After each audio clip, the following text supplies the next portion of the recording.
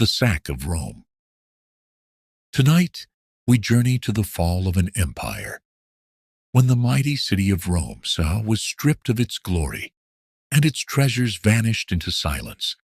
It was in the year 410, after the birth of Christ, when the air over Rome hung heavy, not with smoke or thunder, but with a strange silence, a silence that carried within it the weight of 1,000 prophecies, all whispered across generations. For 800 years, Rome had stood as the eternal city, unconquered by foreign hand, guarded by stone, sword, and an arrogance forged in marble. But even marble wears thin when time chooses its moment. Alaric, a name once dismissed as a mere Gothic chieftain, now loomed like a shadow over every column and altar. He was no longer a visitor at Rome's gates. He was the storm, and Rome, once a conqueror, had become the conquered. They say the gates were opened not by force, but by fear. Whether bribery, treachery, or fate opened the way, no man alive then would speak of it clearly. Some swore that the Visigoths entered with fire in their eyes and vengeance in their veins. Others whispered they moved like ghosts, solemn and cold, as though enacting a ritual carved by the gods themselves. But all agreed on one truth: what followed was not war, but unraveling. The sack did not unfold in a single strike. It rolled through Rome like an ancient tide, dark and wide. Gold, the blood of empires, was stripped from temples, palaces, and shrines. Great bowls, too heavy for one man to carry, were lifted by four. Silver statues, once prayed to, were broken down like common stone. The Basilica of St. Peter itself, still young in its standing, wasn't spared. From its vaults were taken vessels used in holy rites, their sanctity shattered by greed and steel. And then came the relics, those pieces of the sacred past, bones of saints, fragments of the cross, cups touched by apostles. To the Romans these were beyond value. To the Visigoths they were trophies, proof that even the heavens could not save the city that once ruled the earth. And when the invaders vanished into the dusk, they did not leave behind a city. They left behind a hollow memory of one. Yet what lingers most is not what was taken, but what was lost to time. The treasures of Rome, vast as the oceans, did not all make their way back to Gothic lands. Somewhere, in the folds of crumbled tunnels, in locked stone chambers beneath the Tiber's breath, lay gold that never surfaced again. There were whispers, quiet and persistent, that some priests hid sacred objects beneath altars before the gates fell. Others claimed secret sects fled into the mountains with chests wrapped in prayers. The truth lies buried, not only in earth, but in silence. Even today, when archaeologists dig with trembling hands beneath the ruins, they do not look only for knowledge. They listen for the echo of that night, a clink of gold against stone, a breath caught in panic, a final prayer unanswered. What makes this tale so enduring is not merely its tragedy, but its reversal. The empire that once gathered the riches of the world in its grasp found itself robbed, like any mortal man. It stood naked beneath the gaze of the very heavens it had once claimed as allies. And perhaps, just perhaps, that was the lesson: that nothing built by power alone can stand forever, that all things, even glory, even Rome, must bow to time. Now, as you close your eyes and let the weight of centuries drift over you like soft ash, imagine the footsteps in those long stone halls. Imagine the flicker of torchlight on gold chalices, the trembling hands of those who hid treasures, not for themselves, but for the hope that someone someday might find them again. And perhaps tonight, in your dreams, you will walk those lost corridors, Perhaps you will find what they buried, or perhaps, like Rome, you will only feel the echo. Let the story stay with you, not as noise, but as a hum beneath your thoughts. For though the treasure is gone, the mystery remains, and in that mystery there is rest. Sleep well, wanderer of the past. The looting of the Second Temple in Jerusalem. The Roman Empire once marched into Jerusalem and stole a treasure so massive it vanished from history. The year was 70 AD. The sun hung low and heavy over the cracked stones of Jerusalem, a city choking beneath siege. The Roman legions had circled it for months, methodical and cruel, tightening their grip like a serpent around its prey. Inside the walls, famine gnawed. Hope ran thin. And outside, Titus, the son of Emperor Vespasian, waited with sharpened patience. He didn't just want to win, he wanted to erase. When the final gate broke, the flood began. Roman soldiers stormed through alleyways and courtyards, leaving silence behind them. And then, towering over the city like a crown, stood the Second Temple, a marvel of ancient architecture, bursting with gold, crafted treasures, and objects whose value had no modern measure. But to the invaders, it was not a place of meaning. It was a vault. Within its inner chambers, columns of gleaming gold reflected the torchlight. There were crowns, ornaments, coin-filled urns, and towering artifacts crafted with eerie precision. It is said that one item, a massive golden menorah, was so large it required multiple men to carry. Whether the soldiers knew what they were stealing didn't matter. All they saw was weight. All they felt was wealth. There was no reverence. There was no hesitation. The looting was brutal. Objects that had been protected for centuries were ripped from their altars, piled into carts, and taken away under banners soaked in conquest. The temple itself, once the city's pride, was set ablaze. Flames twisted into the night sky as smoke swallowed history. And somewhere in that smoke, the trail of the treasure began to disappear. Titus returned to Rome in triumph. The stolen treasures were paraded through the streets, high above the crowd, glittering in the Roman sun. They were real. They were seen. They were praised. And then, they were never seen again. Not in auctions, not in tombs, not in secret letters passed between emperors or kings. Gone. Many believe the treasure was hidden in the heart of Rome, deep beneath the marble and politics, buried under centuries of ambition. Others say it was moved in secret, taken across waters, sealed in places so protected no map could mark them. Some even claim the gold was melted down, transformed, erased. But if that were true, where is the record? Where is the sound? The Arch of Titus still stands in Rome today, a carved monument that silently brags of the theft. You can see the soldiers engraved in stone, carrying the golden items, their faces frozen in a moment of victory. But from that moment on, the silence begins. Scholars have tried to follow the gold. They've searched libraries, tombs, ruins, following faint rumors that lead to locked doors.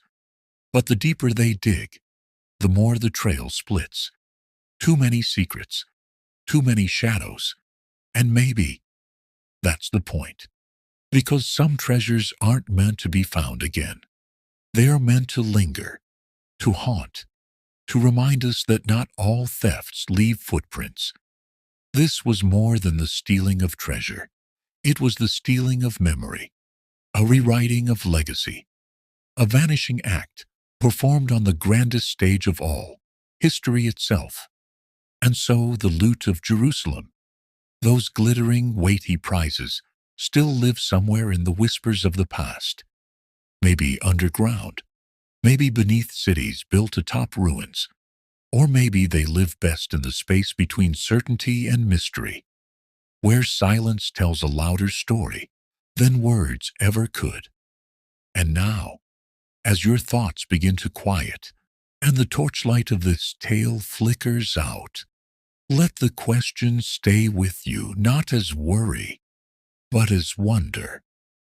Because even in sleep, the mind searches, and some mysteries, it seems, are meant to follow us into dreams. Lost treasure of the Egyptian pharaohs. In the heart of Egypt, beneath layers of stone and sand, lie the ruins of a vanished legacy, one that once glittered in gold and power, now scattered, looted, and lost to time. This is the story of the stolen treasures of the pharaohs, buried in the Valley of the Kings. Thousands of years ago, in a civilization that revered death as fiercely as life, the kings of Egypt prepared for eternity. Their tombs were not graves, but sanctuaries of wealth, vaults brimming with golden statues, sacred amulets, bejeweled masks, and blades forged for gods. They believed death was a journey, and treasure was the fare for passage. And so they built deep into the valley's rock, carving hidden chambers, sealing doors, laying curses and guards, hoping their sleep would remain untouched for all of time. But time, as always, was hungry. Centuries passed, empires fell, and those hidden tombs, those cryptic fortresses of treasure, became whispered secrets to thieves. One by one, the resting places of great kings like Rameses, Seti, and Thutmose were breached, not by armies, but by shadows. Tomb robbers driven by desperation or greed tunneled through solid rock, pried open sealed passageways, and stole history by torchlight. They came with silence. They left with gold. Golden thrones were dismantled. Ritual staffs were snapped from skeletal hands. Sacred jewels were plucked like fruit from the walls. And when they left, they often left nothing. Only the stone, and the ghost of something once glorious. The scale of the thefts was unimaginable. The Valley of the Kings held some of the most priceless treasures in human history, and nearly all of it vanished, not into museums, not into empires, but into darkness, melted, traded, lost. By the time modern explorers arrived, most tombs were already stripped bare. Walls were chipped, sarcophagi opened. Not a single treasure remained, no record, no trail, only silence and the scent of betrayal, except for one. In 1922, a man named Howard Carter stumbled upon a sealed chamber, untouched for over 3,000 years. It belonged to a boy king named Tutankhamun. The room was a miracle. Statues still stood in their original positions. Gold still clung to every surface, and the sarcophagus itself, layered in pure gold, shimmered in defiance of time. It was the only tomb found intact, just one. Out of the dozens buried in the Valley of the Kings, only Tutankhamun escaped the thieves, and even that, perhaps, was luck, not fate. His tomb was small, almost forgotten, buried beneath debris from another site, hidden by accident, more than protection. And so we ask ourselves, what was taken from the others? What did we lose? We'll never know the full answer. The records are gone. The treasures, melted, worn, sold under false names, are now parts of bracelets, coins, shadows in private vaults. The trail is cold, the crime eternal. Some say the robbers were punished, that curses followed them. That fortune gained in darkness is fortune borrowed, never kept. But even those stories are blurred now, half-truths cloaked in myth. The pharaohs, who once commanded rivers and ruled with the weight of gods, now sleep without their crowns, their weapons, their wealth, their wonders, stolen by nameless hands. And yet, perhaps the greatest treasure they left behind is this silence, the empty chambers, the missing artifacts, the unsolved mystery. For even in absence, the story lingers. It invites questions. It whispers from the stones. What is gone still echoes. And as you rest now, somewhere between dream and dust, let this tale stay with you, not as loss, but as wonder. Let your imagination drift deep beneath the sand, into corridors lit only by memory, where the footsteps of thieves still haunt the golden dark. Somewhere, perhaps, they still hold what was never theirs. And maybe, just maybe, your dreams tonight will take you there. Persian Empire's Fall. Looting of Persepolis by Alexander the Great. They called it Persepolis, the city of Persians, where stone met sky and kings walked like gods. A place of pillars and palaces carved in vision and wealth, standing not just as a capital, but as a symbol of dominion, of heritage, of a world built to endure. But endurance has its price, and pride, when left unguarded, draws fire. In 330 BC, the fire came in the form of a man whose name would echo louder than empires, Alexander of Macedon. He came not as a guest, not even as a conqueror, but as a force, devouring what had once been the greatest power on earth. The Persian Empire, sprawling, ancient, impossible, was crumbling at its edges, and Persepolis, its radiant heart, awaited its final breath. When Alexander arrived, the gates opened. Some say they were bribed, others say the city was already broken.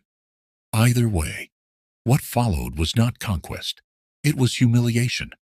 Alexander didn't just take the city, he stripped it bare, gold from temples, jewels from thrones, statues wrenched from sacred halls.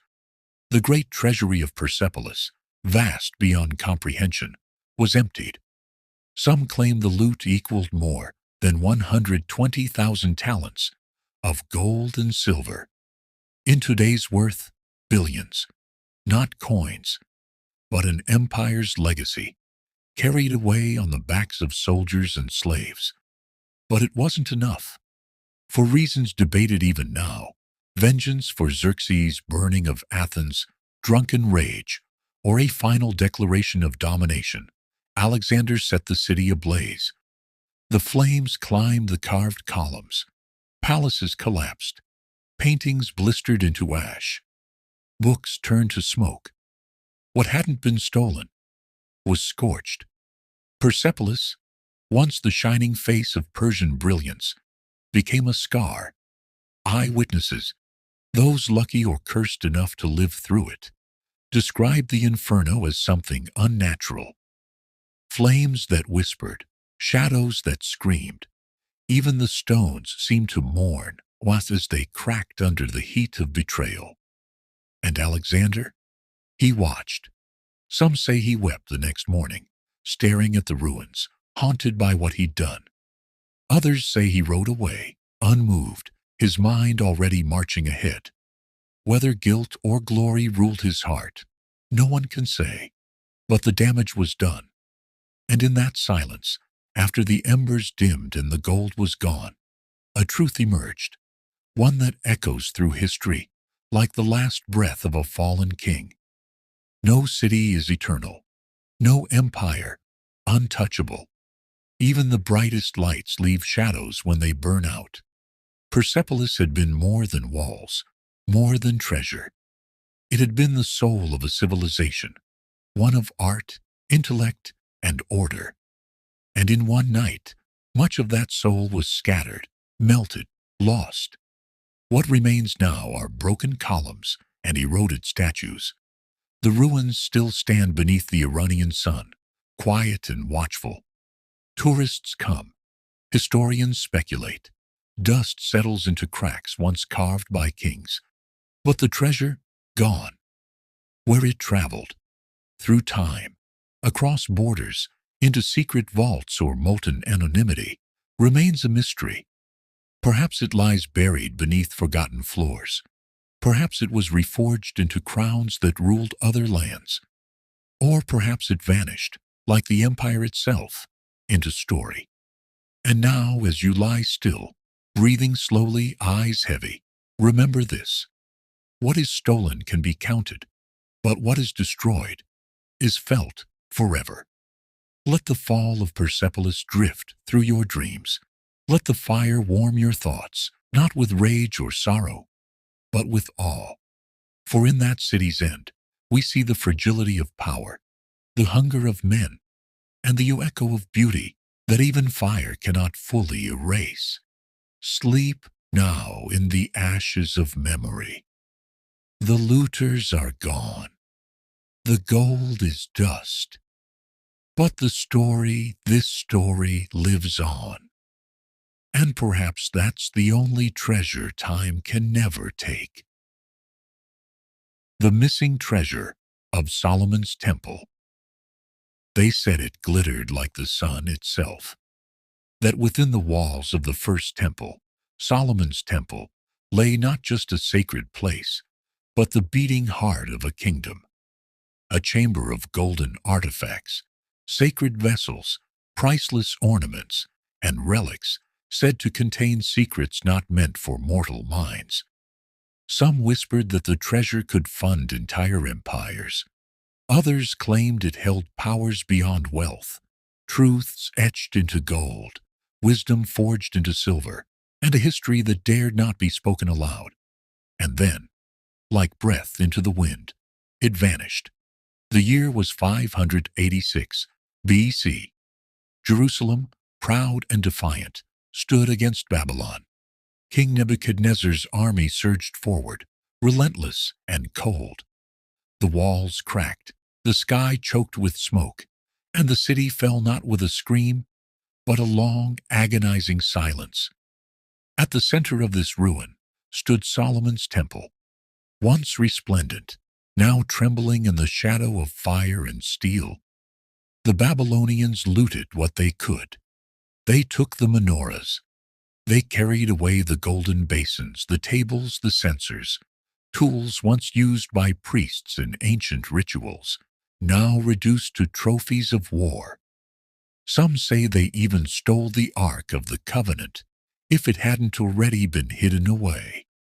Others believe the Ark, along with the greatest treasures of the temple, was lowered into secret vaults beneath Jerusalem, beyond the reach of sword and fire.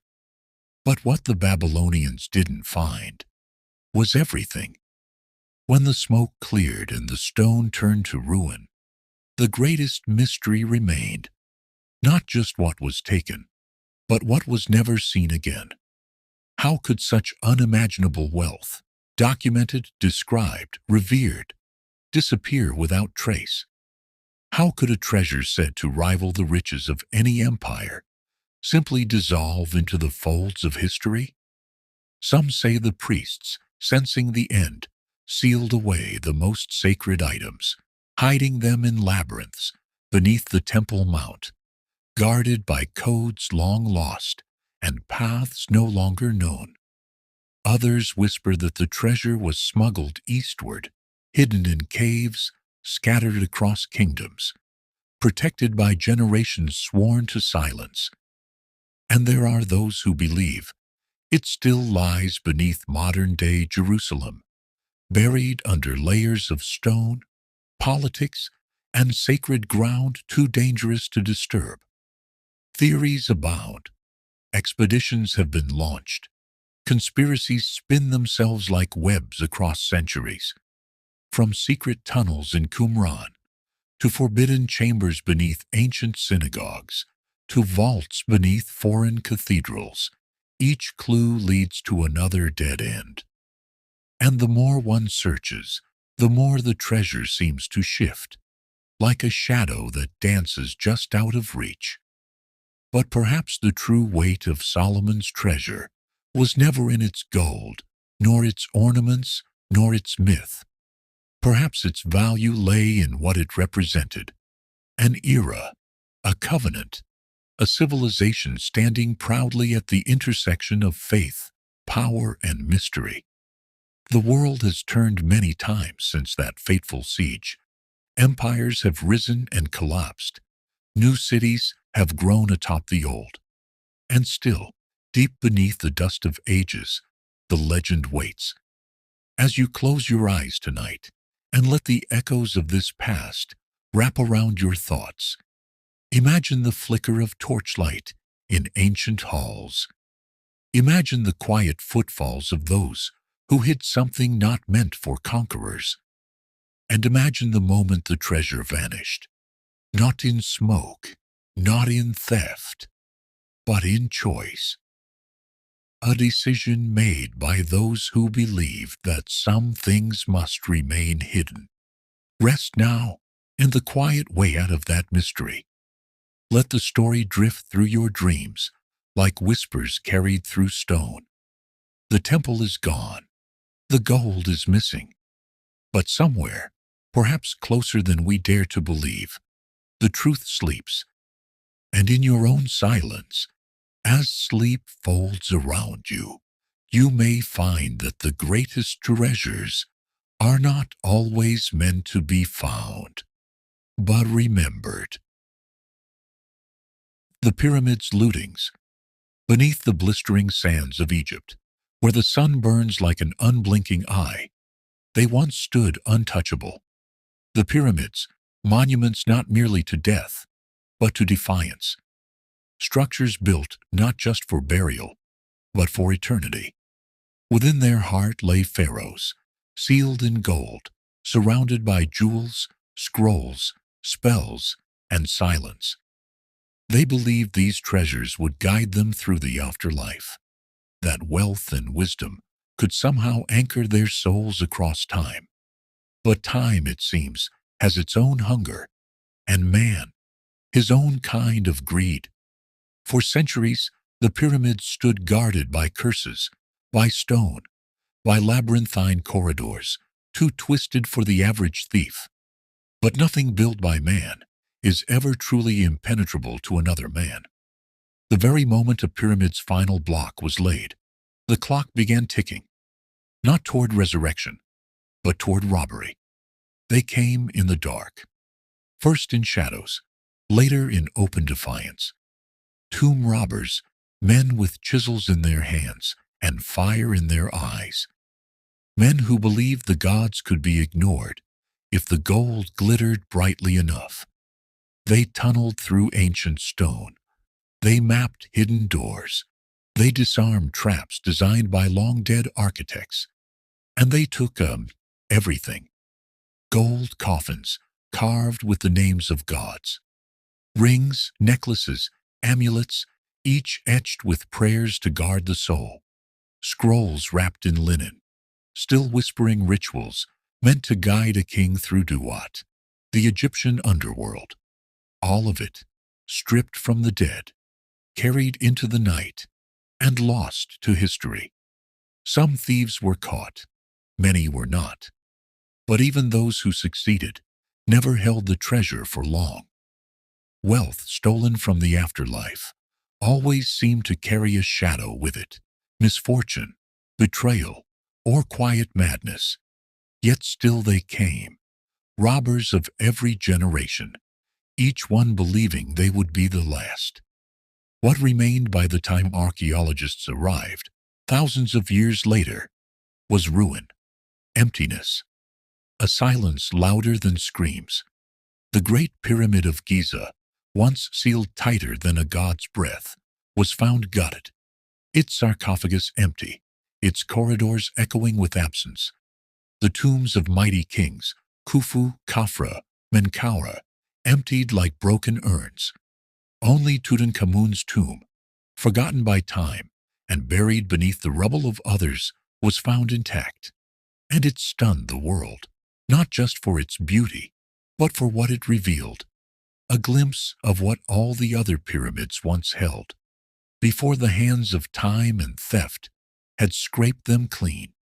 And yet, what haunts us most is not what was taken, but what was never seen. How many treasures vanished into the desert? How many scrolls, filled with secrets about the stars and the soul, were burned for warmth or buried beneath floorboards? How many amulets now rest in private drawers, their meaning lost, their power silenced? Perhaps the most terrifying theft was not of gold, but of memory, because in stealing from the tombs, we lost more than treasure. We lost context. We lost intention. We broke the delicate bridge between the living and the dead. And the stories, the deep layered meanings written into every jewel, every artifact, were scattered like sand in wind. And still, the pyramids stand, empty, but watching, their angles still sharp, their silence still heavy, as if waiting for someone to listen, not for what's inside, but for what's missing. So now, as sleep begins to pull you gently into your own quiet desert, close your eyes and walk the passageways of a lost tomb. Hear the distant chisel of a thief in the dark. Feel the weight of the sand above you, centuries thick, and wonder, what if some things were never meant to be taken? What if some doors should never be opened? Tonight, let that question echo softly in your mind, not with fear, but with reverence. The pyramids are not only monuments to kings, but to the choices men make, between reverence and greed, between memory and destruction. And perhaps, as you drift off, you'll carry with you the shadow of a gold mask, not to wear, but to remember. The lost gold of the Incas, high in the breathless altitudes of the Andes, where clouds skim mountaintops like whispers, and the earth itself seems carved by gods. There once lived a people whose empire shimmered with gold. Not the gold of greed, but the gold of reverence, melted and molded into sun discs, chalices, and sacred statues. The Inca did not trade it. They did not hoard it. They worshipped it. For gold to them was the sweat of Inti, the sun god. And then, across the ocean, came those who saw gold differently. The year was 1532. Into the heart of this sacred land marched Francisco Pizarro and his Spanish conquistadors, steel-clad men with fire in their hands and hunger in their eyes. They came not as guests, but as takers. They carried crosses and muskets, but their true god was neither spirit nor sun. It was treasure. They met the Inca Emperor, Atahualpa, in the city of Cajamarca. He came unarmed, regal in his confidence, perhaps unaware that the rules of his world no longer applied. The Spanish seized him in a burst of violence, and in a stone cell, surrounded by foreign words and foreign weapons, Atahualpa made a desperate offer. He pointed to a wall and promised to fill the room, once with gold, twice with silver, in exchange for his freedom. The Spanish agreed. Caravans were summoned. From across the empire, golden artifacts were stripped from temples and palaces, loaded onto llama backs, and led through perilous trails. Each step was a surrender of a civilization's soul. Idols of gods, ceremonial goblets, golden panels that once captured the sunlight, all marched toward Cajamarca, melting history into ransom. But the room was never truly filled. Though the treasure poured in like a gleaming river, the promise was never honored. Atahualpa, accused of rebellion, was executed, strangled not for treason, but convenience. His death was quiet, the echo of betrayal louder. And then, something strange. The largest caravan of all, laden with what many say was the final, most magnificent wave of treasure, vanished. Somewhere along the winding trails of the Andes, it disappeared. No wreckage, no bones, just silence, as if the mountains themselves had swallowed the gold in mourning. Many believe the Inca, upon learning of Atahualpa's fate, hid the treasure. They buried it deep in secret valleys, in caves veiled by vines and shadows. Others say it was cursed, that those who touch it invite ruin. And some whisper of a ghostly caravan that still walks the ridges at dusk, its llama hooves never quite touching the earth. Centuries passed, maps were drawn, expeditions launched, dreams of golden cities and lost vaults stirred the hearts of adventurers, fortune seekers, even kings. Yet no one found it. The treasure remained elusive, like the spirit of an empire refusing to be captured. But gold is not the only thing that can be stolen. Culture, too, can vanish in silence. What was lost in that looting was not just wealth, but meaning. The symbolism behind each artifact, the stories etched into each cup, the rituals long erased by foreign fire. 1,000 sunrises, once worshipped in gold, reduced to melting points and coin weight. And yet, the wind still whispers through the Andes. The stones still hold secrets beneath the moss. And in quiet villages, far from the reach of GPS and maps, elders still tell tales of treasure trails and golden vengeance. They do not speak loudly, they do not speak often, but they remember. Tonight, as your eyes grow heavy, imagine a path, narrow, ancient, half forgotten, winding up a mountain ridge under the moon. You are alone, yet watched. You hear the soft thud of hooves, or was it your heartbeat? You see for just a moment the glint of something in the dark, not fire, not star, but gold. Then it's gone, like a dream you can't quite hold on to. Let the mystery wrap around you like a blanket, not to solve, but to surrender. Because some stories are not meant to be closed, some treasures not meant to be touched.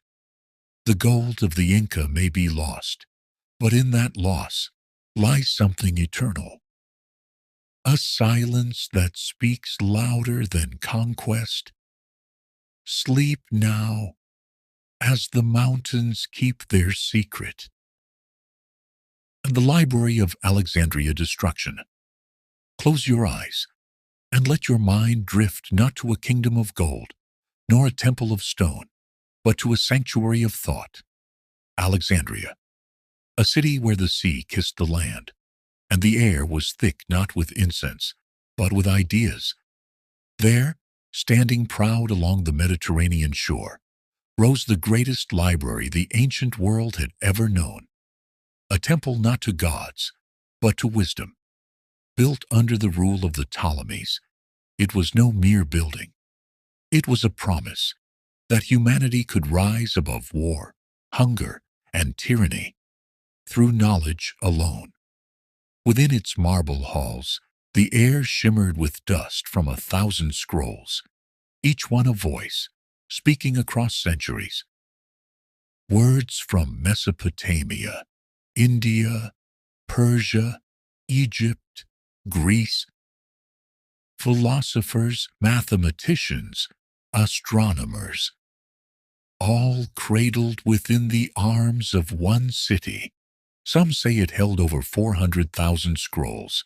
Others whisper of more, and not just of history or poetry, but of secrets, lost sciences, forbidden maps, ancient blueprints of machines too advanced for their age, echoes of civilizations swallowed by time. But, as always, where there is light, there are shadows. The destruction of the Library of Alexandria was not a single act. It was not a single flame. It was a slow bleeding of brilliance, a series of wounds carved by war, politics, and ignorance. Julius Caesar, Christian zealots, Muslim conquerors, Each era took its turn. Some burned it with torches, others erased it with silence. One account tells of Caesar, whose ships were set aflame during battle. The fire, they say, leapt from port to page, consuming the scrolls in a night of accidental ruin.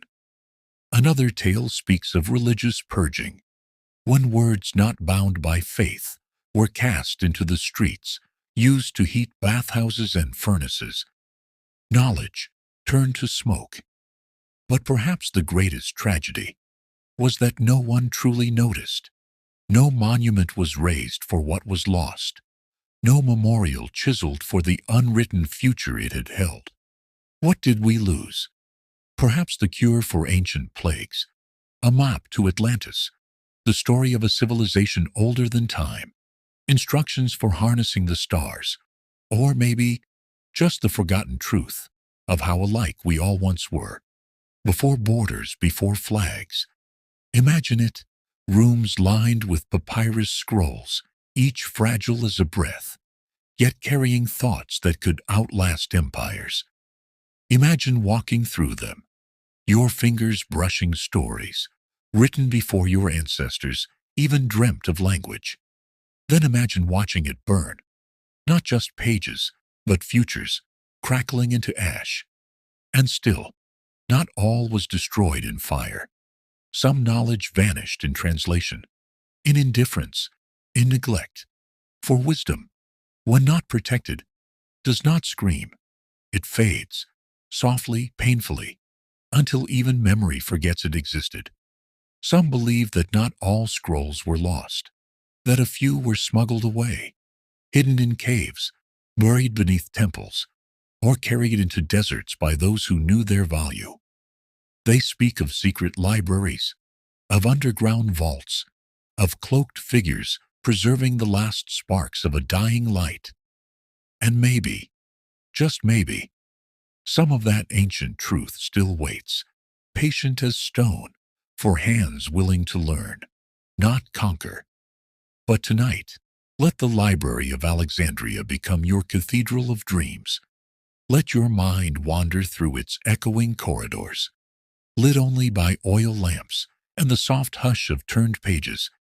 Hear the scratch of quills, the murmur of debate, the gentle rustle of scrolls being opened.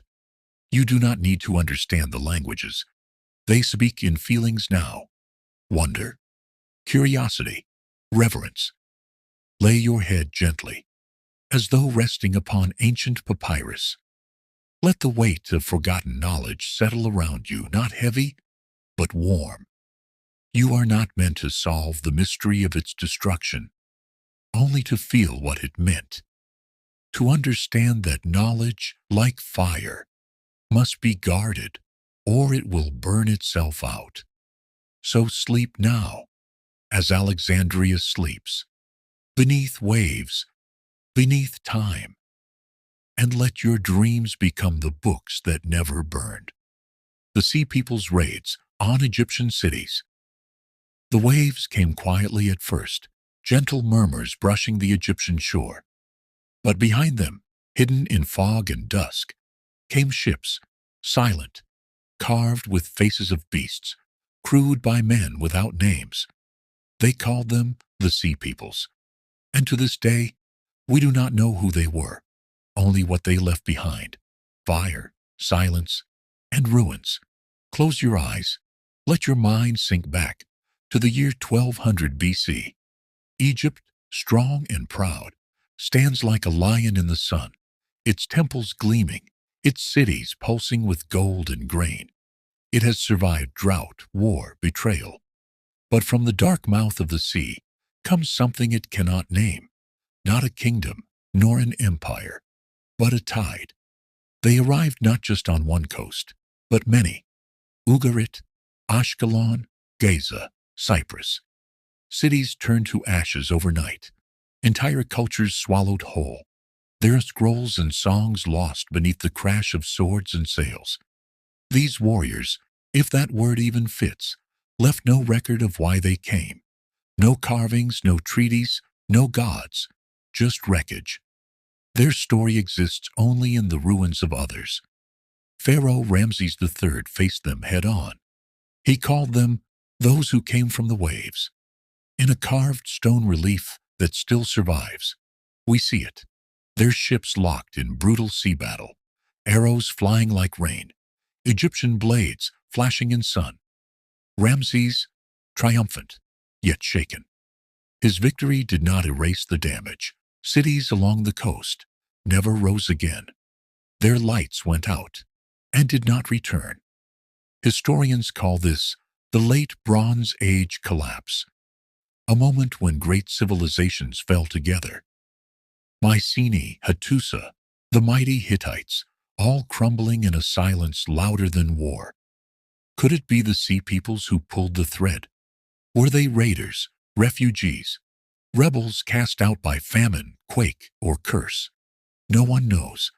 Some say they were mercenaries, once hired by kings, now turned loose like wolves. Others whisper of a distant land, now drowned or broken, whose people fled the end of their world and brought that end to others. The truth is buried somewhere beneath sand and salt water. Imagine it, sitting by your fire in a coastal village, the stars above, the Nile behind you. You hear a sound, not thunder, not wind, but the thudding of oars, dozens, hundreds. Then the glow of flame, not from torches, but from your neighbor's roof. You grab your child and run.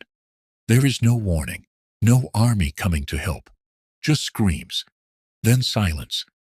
The sea peoples did not stay to rule. They did not build. They left no cities, no laws, no gods. They came like ghosts and vanished like myths. Egypt survived barely, but the rest did not. Tonight, as you drift into sleep, let yourself imagine their faces, not with fear but with wonder. Who were they? What songs did they sing? Did they cry for home, or hunger, or vengeance? Did they know they were ending an age? Let your breath slow, like a ship on calm water. Picture the broken temples, the scorched markets, the crumbled statues staring blankly into moonlight. All that was once powerful, laid low by those the wind had carried. And somewhere, in that dark, a whisper of truth remains. The sea peoples were more than warriors. They were a turning point, a reminder that no matter how high we build, the tide always returns, sometimes with gifts, sometimes with fire. And so sleep not in fear, but in humility. For even in the absence of names and answers, history speaks, through ruins, through silence, through dreams. And perhaps, in that stillness, you may glimpse the ghost of a ship, gliding through your thoughts, paddled by shadows, carrying stories that no scroll ever captured. Carthage's Final Destruction by Rome.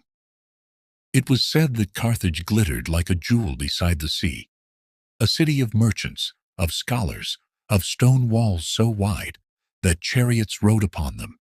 For centuries, it rivaled Rome, not only in power, but in pride. And yet, as all lights flicker before they die, Carthage too would fall. And when it did, the earth itself was cursed where it stood. Let yourself drift back. The year is 146 BC. The Mediterranean winds carry the smell of salt, smoke, and war. For 3 long Punic wars, Rome and Carthage had clawed at each other's throats, each one rising, retreating, and rising again. But Rome remembers. The Senate had sworn, Carthago, delenda est, Carthage must be destroyed. And so the Third War came not to conquer, but to erase. Scipio Aemilianus, grandson of the great Scipio Africanus, led the siege. For 3 years, Carthage resisted, fiercely, brilliantly, desperately. Its people melted down their jewelry to forge weapons.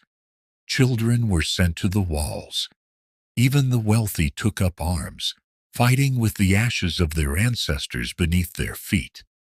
And yet, Rome pressed forward. The final assault was not a battle. It was a funeral. Street by street, the Roman legions carved through the city like fire through parchment. Flames leapt from rooftops. Temples collapsed. Libraries, filled with scrolls older than any Roman god, were swallowed in smoke. The air turned black. And above it all, the screams of the dying mixed with the silence of those who knew there was no escape. When it was done, when the last defenders were slain or enslaved, Scipio stood among the rubble. It is said that he wept, not for victory but for the weight of it. He quoted Homer, a vision of Troy in flames. For in Carthage's ruin he saw a mirror, and in that mirror he glimpsed Rome's future. But the destruction did not end with fire. The Romans looted what they could: gold from temples, statues from halls, scrolls from the remains of charred libraries. Some were taken to Rome, most were lost, and then the earth itself was salted. Rome poured salt upon the ruins so that nothing would grow there again.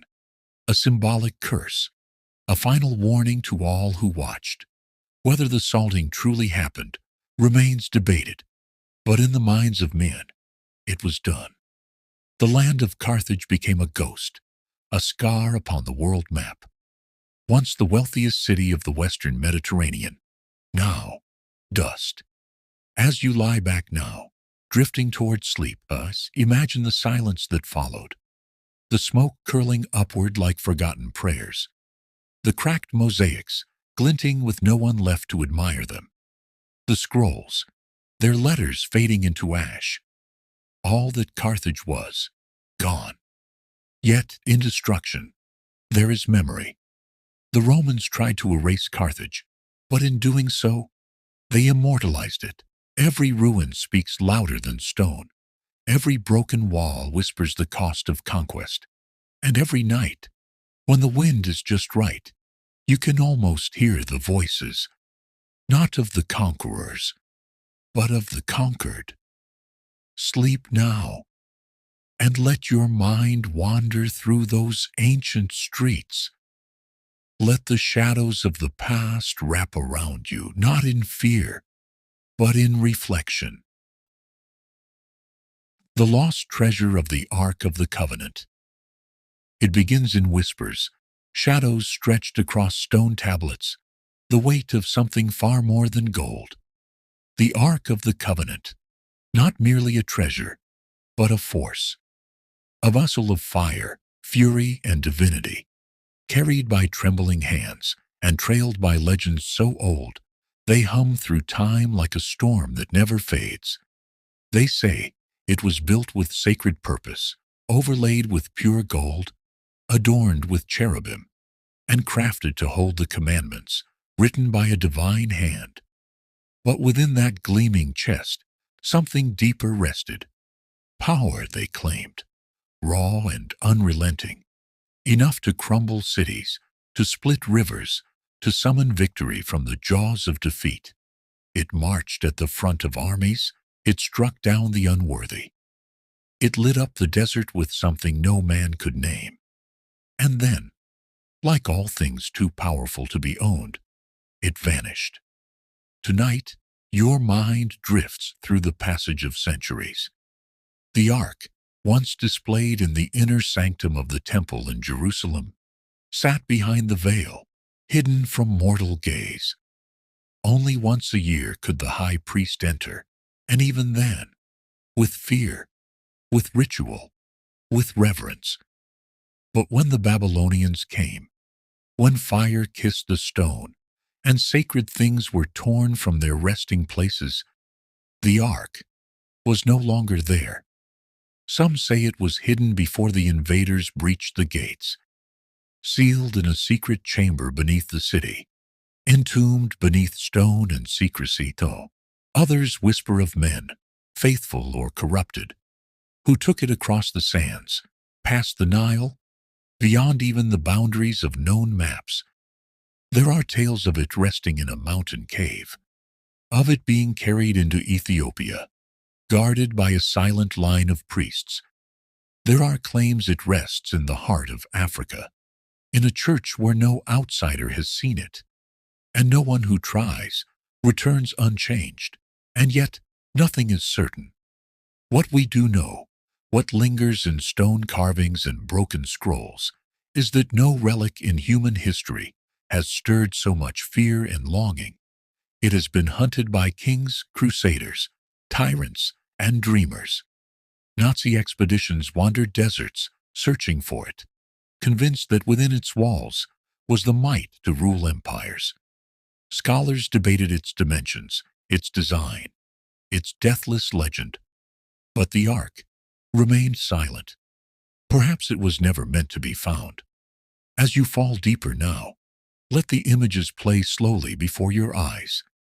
Dust-laden corridors, beneath ancient temples, echoes of hurried footsteps, the flicker of torchlight against golden panels, the hush of discovery, only to be swallowed by collapse. For each time man believes he is close, the Ark slips further into myth. And yet somehow, it feels near, not as a thing of this world, but of memory, a symbol of what we chase, not just treasure but meaning, not just wealth but wonder. And maybe that's the truth, buried beneath all the sand and silence. The Ark isn't lost. It's hiding from those who would use it for anything but reverence. So lie back. Let the desert winds rise. Let your thoughts settle among forgotten scrolls and silent tombs. Picture the Ark, still gleaming in darkness, untouched by time, humming with a purpose no longer of this world. Somewhere, beneath stone or sea or sanctuary, it waits, and maybe it always will. The Viking raids on monasteries. Tonight, you'll drift into the shadows of the Viking Age, where blood met gold, and the sea whispered secrets to those who dared to steal from the sacred. They came with the morning mist, like ghosts rising from the foam. Long ships as their serpent heads, slicing through the silver-blue water, drawn not by maps, but by the scent of gold. They were the Norsemen, the raiders of the north, and as the rest of the world slept beneath church bells and candlelight, the Vikings followed the coastlines with hunger in their eyes and iron in their hands. It began, as these things often do, with whispers. A single monastery on Lindisfarne, a sacred place where monks lived in quiet prayer, was the first to feel it. They heard the crash of waves before the sails appeared, and by the time they looked out from their stone halls, it was too late. The Norse poured onto the shore, unholy and unstoppable, cutting down the faithful as easily as wheat in a field. There was no mercy, no message, only fire, blood, and the clinking of gold crosses dropping into hands that had never prayed. But this was only the beginning. Across the next 3 centuries, the raids became legend, etched into both the fears of kingdoms and the songs of warriors. The Vikings learned the rhythm of the coasts, the cracks in the armor of faith. They knew monasteries were filled with treasures, jeweled chalices, reliquaries, ancient scrolls wrapped in silver bindings, sacred icons, and coins piled in vaults too holy to touch, until they came. To the Norse, these places were not just holy. They were rich, unguarded, and waiting. And what they left behind was ruin. The monks who survived spoke of demons with axes, of libraries burned to ash, of relics shattered and scattered across the stones. And the gold? Taken, melted, recast into armbands, throne decorations, or offerings to their gods, or hidden so deeply it became one with myth. Some treasures may still sleep beneath the fjords, beneath buried longhouses, or in icy caves where no fire has burned since. But this was not chaos for the sake of it. Behind the blood was calculation. The Vikings were not mindless savages, as history once liked to tell us. They were seafarers, traders, craftsmen. But when the seas were hungry and winter was long, they took what they needed. And monasteries, those silent towers of wealth, were always ripe. Imagine now, drifting along the foggy coastlines of Ireland, England, or Francia. A single bell tolls in the early morning air, and beneath it, barely audible at first, is the beat of oars. A rhythm like a heartbeat, like a war drum. The monks inside their stone walls wake to pray, not knowing that their last prayer is already written. And when the longships finally vanish into the sea once more, nothing remains but scorched beams, broken statues, and silence so deep it feels like mourning. Whole libraries of knowledge lost, artifacts of immeasurable beauty turned to plunder, sacred spaces left haunted, not by spirits, but by memory. You might wonder where all that gold went. Some of it followed the Vikings back to Scandinavia, where it adorned their halls and was buried with their dead. Some was traded across the rivers of Rus and beyond, but much of it disappeared, into stories, into the fog, into the long winter nights, where skalds sang of shining crosses and blood-red skies. And perhaps some of it remains, not in treasure chests, but in echoes, in the way a certain coastline feels quiet at dawn, in the chill that brushes your neck when ancient names are spoken aloud, in the rhythm of waves that sound almost like oars, almost like memory. So let yourself drift now. Close your eyes and sail backward through time. Imagine the glow of a monastery before the dawn, its windows catching the first golden light. And then, imagine it swallowed by shadow. The clash of steel, the cry of monks, the silence that follows. And out there, beyond the edge of history, the sea still holds the rest. The treasure of the Lydian king now, you'll wander through the golden dust of forgotten kingdoms, where the richest man on earth lost everything, and his treasure faded into myth. In the twilight of the ancient world, when kingdoms rose like thunderclouds and fell like whispers, there lived a man whose very name became a symbol of wealth, Croesus, king of Lydia. Oh, his palace shimmered with gold. His rivers, like the Pactolus, were said to carry flecks of it in their current. And his name, it didn't just echo, it gleamed. He ruled in the 6th century before the Crescent calendar, in a land between the Aegean and the heart of Anatolia. Lydia, a kingdom as radiant as the sun, fed by trade, by conquest, and by the molten wealth drawn from the very veins of the earth. Croesus did not inherit riches, he perfected them, and his vaults, it is said, held more than coin and metal. They cradled the world's envy: gold lions, ivory thrones, gem-studded armor, statues as tall as men, each carved with delicate hands and then bathed in molten gold. He sent gifts to temples across Greece, not small offerings, but monstrous tributes, wagons full of treasure that silenced even the oracles. The Greeks remembered him, not for his wars, but for his generosity, gilded and excessive. But wealth, like time, is never loyal.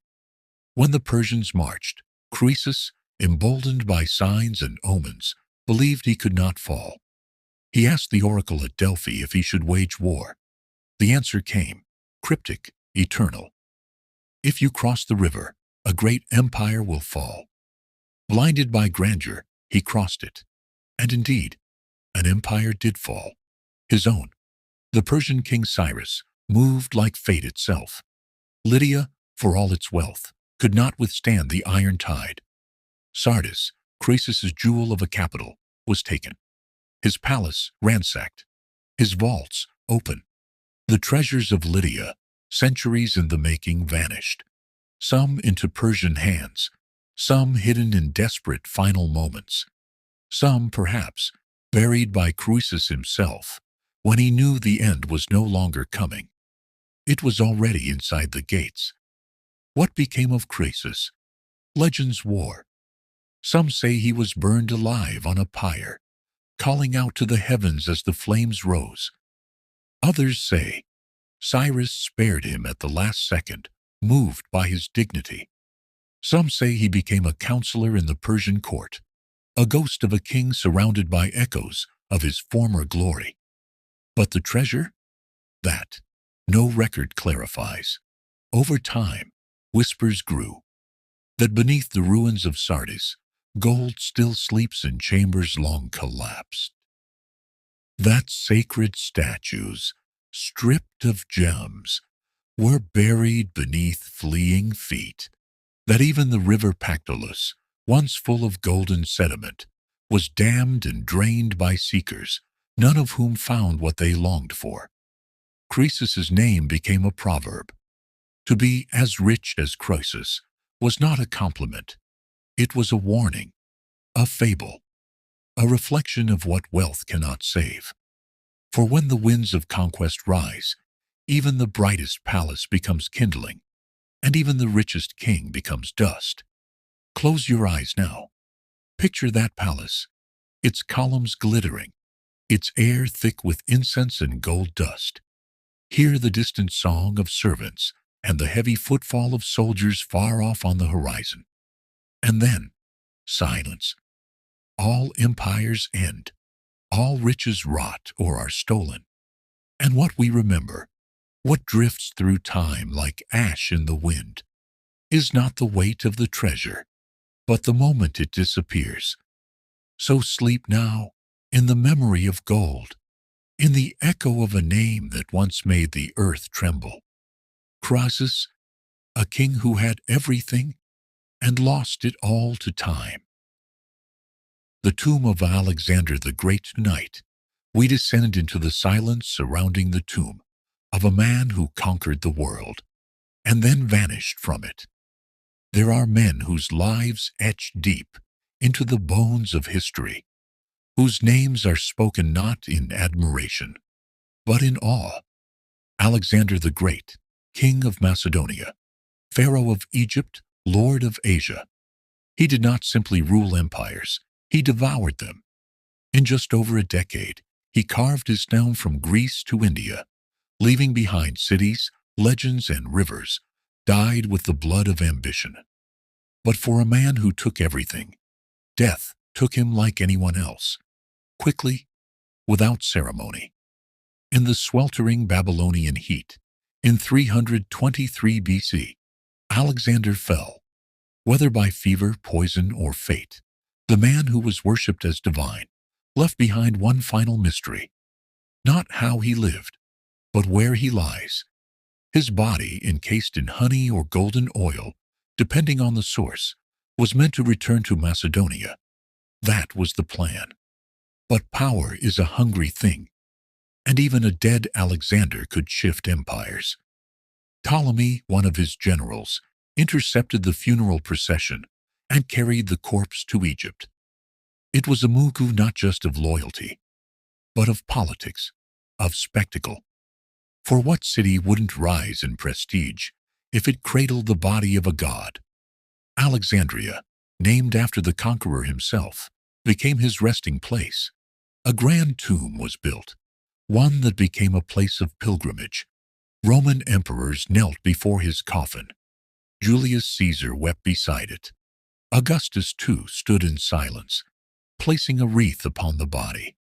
So revered was this tomb that it became more than a grave. It became a monument to immortality. But the world does not hold monuments forever. Time passed. Floods swept through Alexandria. Earthquakes clawed at the city's foundations. Wars were waged, libraries burned, and maps redrawn. The tomb was looted, perhaps more than once. Alexander's golden sarcophagus, if it ever truly existed, may have been melted down in desperation. His body, moved, hidden, perhaps even desecrated. The tomb, once a crown jewel of the ancient world, disappeared. And that is where the silence begins. Archaeologists, emperors, madmen, and mystics have all searched for the tomb. Some claimed to find it. Others declared it was under a mosque. Some swore it lay beneath modern streets, entombed beneath concrete and traffic lights. But no definitive trace remains. Not a tooth, not a shard, not a whisper that hasn't been reshaped by legend. How can the most famous man in antiquity vanish? Perhaps his tomb was destroyed in the chaos of late antiquity, lost like so many wonders to the churn of time. Perhaps it was purposefully hidden, its secrets too powerful, too sacred, too dangerous to be left exposed. Or perhaps, and here the mind begins to wander, perhaps he never truly died. Perhaps the silence that surrounds his grave is not the silence of absence, but of awe. Close your eyes now. Picture that lost chamber, walls lined with flickering oil lamps, the air heavy with incense, and at its center, a sarcophagus glowing faintly gold. Imagine the weight of conquest lying still, untouched by time. And then, imagine it gone. Dust, echo, nothing. Stop. There are no answers here. Only absence, only a void where history should roar. Alexander took the world with fire and steel. But in the end, the earth took him and hid him somewhere even memory cannot follow. So, rest now beneath the shadow of a missing king and dream of golden halls, of stolen tombs, and of a silence so vast it swallowed a god. The lost Roman legion payroll. Now, we follow the trail of vanished gold deep into a forest where an empire bled, and its treasure was swallowed whole. In the thick, damp heart of a forest that seemed to breathe with ancient malice, 3 Roman legions marched, disciplined, armored, certain of their dominion. It was the year 9 AD, and the Roman Empire, swollen with pride and territory, sought to press deeper into Germania, a land that refused to be tamed. The soldiers carried with them not just steel and ambition, but gold, chests of it, enough to pay the men who wore Rome's eagle, who believed their roads and rules would outlast the chaos of any wilderness. But the Teutoburg forest was no wilderness. It was a trap. The Roman commander, Publius Quinctilius Varus, trusted too easily. He followed the advice of a Germanic noble, Arminius, who had once sworn allegiance to Rome, but whose blood ran with a far older loyalty. And so, through winding, rain-slicked paths, under a canopy that muffled sound and stole the sky, the legions moved, straight into their own graves. The ambush was not swift. It was an unraveling. Mud swallowed sandals. Trees loomed like sentinels. Then came the howls. Spears rained from shadows. Shields splintered. Order collapsed into panic. For 3 days, the Roman forces were harried, hunted, and butchered. The forest became a graveyard. Bodies were stripped, weapons taken, standards captured and displayed as trophies by those once called barbarians. But among the slain and the lost, and the silence that followed, there was something else, something heavier than a sword, more coveted than a banner: gold. The payroll for an entire Roman military campaign, fortunes carried in strongboxes, disappeared. Not seized in open battle, not recovered in the aftermath, not even spoken of with certainty. It was as though the forest itself swallowed it. No Roman survivor returned to speak of where it was taken. No Germanic warrior admitted to claiming it. What became of that gold is a riddle whispered across centuries. Some say the treasure was divided among tribal leaders, scattered into countless villages, melted into ornaments, or buried beneath longhouses. Others believe it was hidden intentionally, deep within the forest floor, meant to remain untouched by Roman revenge. There are those who even claim the gold is cursed, that to touch it is to inherit the doom that fell upon Varus and his legions. The forest still stands, and sometimes, when the wind moves just right, locals claim they hear it. Armor clinking, men screaming, trees groaning beneath the weight of history. Archaeologists have combed the region for decades. They have found bones, rusted blades, helmets crushed like tin. They have found remnants of fear, of strategy turned to slaughter. But the gold, chests of it, remains lost. And perhaps that is fitting. For this was more than a defeat. It was humiliation carved into Roman memory. Emperor Augustus, upon hearing the news, tore at his robes and cried out, "Quintilius Varus, give me back my legions." He never received his gold either. So now rest. Let your thoughts drift to a moss-covered chest in the belly of a forest no road dares cross. Let your dreams walk with the fallen, among broken standards and buried coins. Let the echoes of lost empires carry you into sleep, where the gold may still lie, untouched, waiting just beneath the leaves. The Temple of Artemis at Ephesus. They built it not merely to house gods, but to challenge time itself. The Temple of Artemis at Ephesus stood as one of the 7 wonders of the ancient world. It rose from marble and mystery on the western coast of Asia Minor, not as a simple shrine, but as a declaration. Columns stretched skyward like frozen prayers. Sculptures whispered myths into the wind. And at its heart, bathed in torchlight, stood Artemis herself, goddess of the hunt, the moon, and untamed places. She was guarded by walls of stone, by vaults of gold, and by the faith of a city that believed wonder could be made permanent. But permanence is a myth. Wonder always invites envy. In 356 BC, a single man sought immortality, not through art, but through ash. Herostratus, unknown to history before that night, lit the temple's foundations on fire. Flames curled up the carved walls, licked at the wooden beams, devoured tapestries, and melted precious offerings laid at Artemis' feet. By morning, a marvel was gone.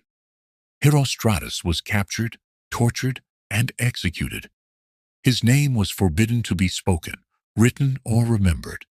But history, cruel and clever, remembered it anyway.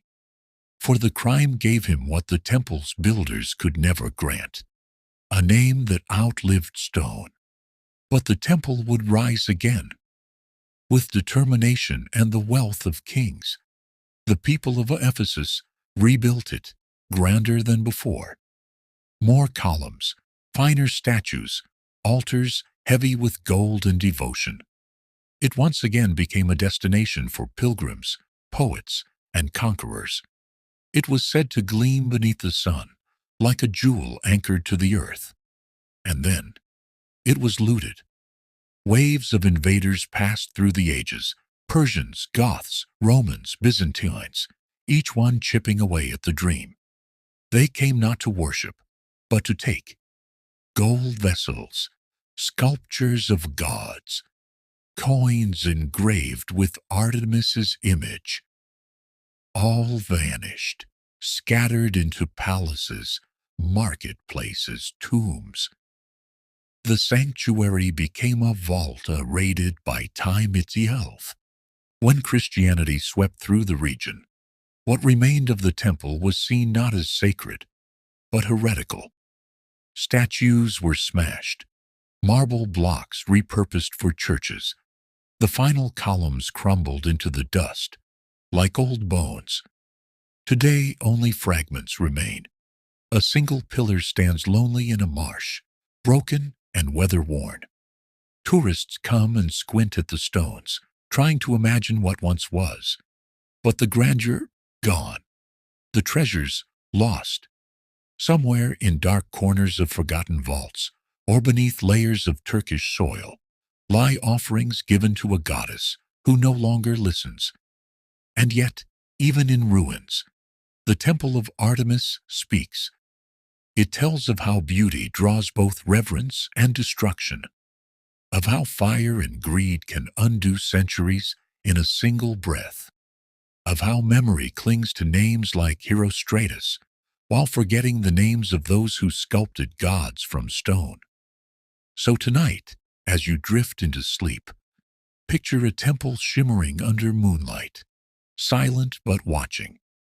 Let the scent of burning cedar, the glint of lost gold, and the whisper of ancient prayers guide you deeper into dreams. And there, beyond the veil of smoke and time, perhaps the temple still stands,